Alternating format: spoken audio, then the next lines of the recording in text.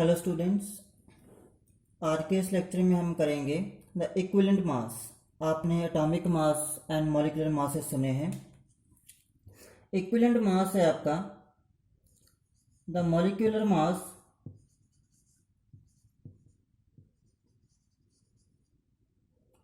Divided by the valency factor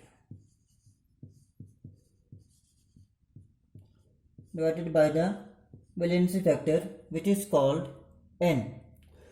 तो जो भी आपका मॉलिक्यूलर मास है आप उसे वैलेंसी फैक्टर से डिवाइड कर दोगे। अब आपका वैलेंसी फैक्टर है क्या, जो आपका n है। n क्या है? n है बच्चों कैटायन और एनायन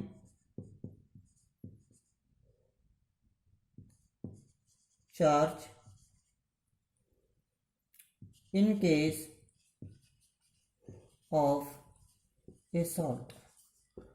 अगर आपने किसी सॉल्ट का इक्विवेलेंट मास फाइंड आउट करना है तो आप उस सॉल्ट के जो कैटायंस हैं या जो एनायंस हैं, दोनों में से कोई भी एक, उसके चार्ज से उसे डिवाइड कर दोगे। फॉर एग्जांपल आपके पास है जिंक सल्फेट। क्या है? Zinc sulphate. And let us say कि जिंक सल्फेट का m है मॉलिक्यूलर मास। m क्या है? Molecular mass. तो हम क्या करेंगे to find the equivalent mass, m को डिवाइड कर देंगे विद द n फैक्टर। अब आप अगर यहाँ से देखो तो जिंक का क्या चार्ज है? जिंक 2 पॉजिटिव मीन्स 2 चार्ज है।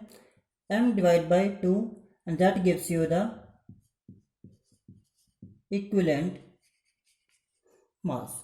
This is the case of the salts. In case of metals,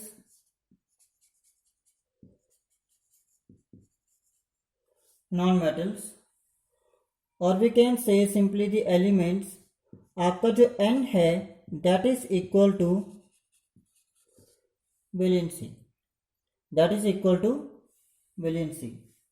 for example आपके पास है एल्यूमिनियम। क्या है? एल्यूमिनियम। और एल्यूमिनियम का जो एटॉमिक मास है दैट इज इक्वल टू 27। अब एल्यूमिनियम के आउटर मोस्ट शेल में 3 इलेक्ट्रॉन्स, तो इसकी वैलेंसी कितनी है? 3। तो हम क्या करेंगे, इसे 3 से डिवाइड कर देंगे और हमारे पास आ जाएगा 9, जो क्या है? Equivalent mass of aluminium. ऐसे इसे हमारे पास है क्लोरीन। अब क्लोरीन की वैलेंसी कितनी है? 1। एटॉमिक मास है 35। हम 35 को 1 से डिवाइड करेंगे which is equal to 35 itself and that is its equivalent mass. Clear?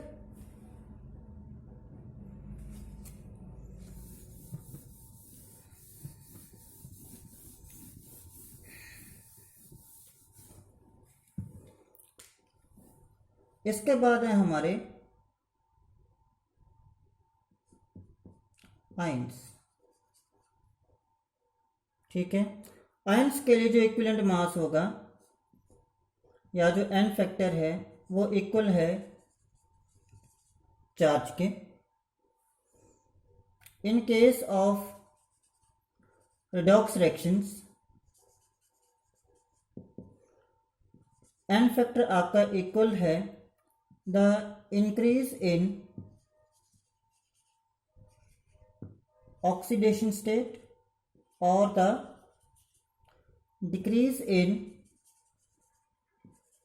Oxidation state.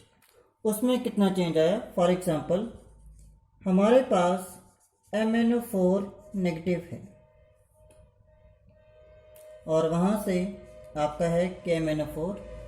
अब KMnO4 से मान लो रिएक्शन है Mn2 पॉजिटिव दे रहा है आपको। क्लियर?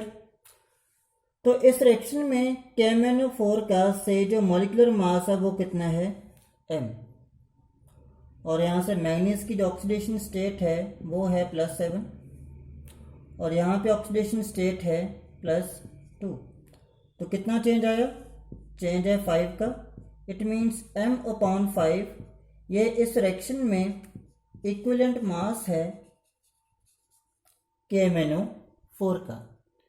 इसका इक्विवेलेंट मास है KMnO4 का। क्लियर। तो जैसे ही आपके पास इक्विवेलेंट मास आएगा, हमारे पास एक और टर्म होती है और वो है number of gram equivalents.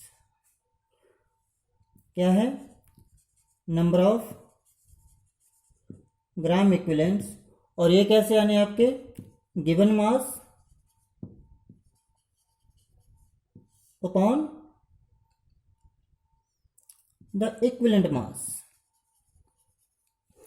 Given mass upon equivalent mass, जैसे नंबर ऑफ मोल्स थे हमारे, given mass upon molecular mass, यहाँ पे है given mass upon the equivalent mass. For example we have 54 gram of aluminium and we have to find number of